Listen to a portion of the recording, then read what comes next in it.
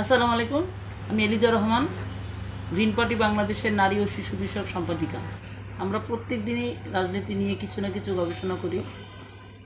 এই তো কিছুদিন আগে যখন বিএনপি নবগঠিত মন্ত্রিসভায় নারী ও শিশু বিষয়ক মন্ত্রী একজন পুরুষকে দেওয়া হয়েছে, সে বিষয়ে আমি প্রথম প্রতিবাদ করেছি। আমি তো মনে করি এটা গোটা নারী জাতিকে অপমান করা হয়েছে। আমরা কিন্তু এই সরকারের বিরোধী না।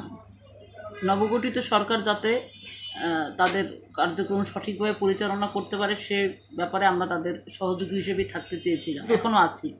তার মানে এই না যে তাদের কোনো ভুল ত্রুটি আমরা ধরিয়ে দিতে পারবো না।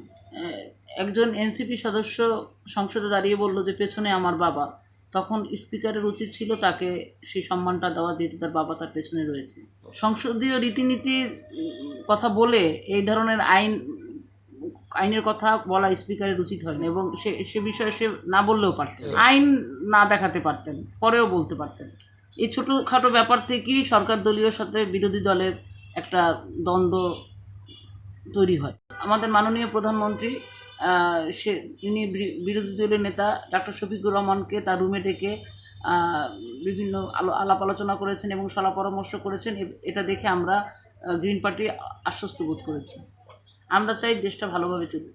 এই যে বিগত আমলে আমাদের যে আন্দোলন সংগ্রাম, হরতাল, বিভিন্ন রকম নৈরাজ্যকর পরিস্থিতি হয়েছে, সে থেকে আমরা এখন বর্তমান বিএনপি সরকারের কাছে সে ব্যাপারে আমরা পরিত্রাণ চাই, জানি এগুলি সামনে জানি সেরকম না হয়। দুই সরকারি দল এবং বিরোধী দল জানি মিলেমিশে তাদের কার্যক্রম পরিচালনা করতে পারে এবং দেশকে একটু সঠিক পথে পরিচালিত করতে পারে।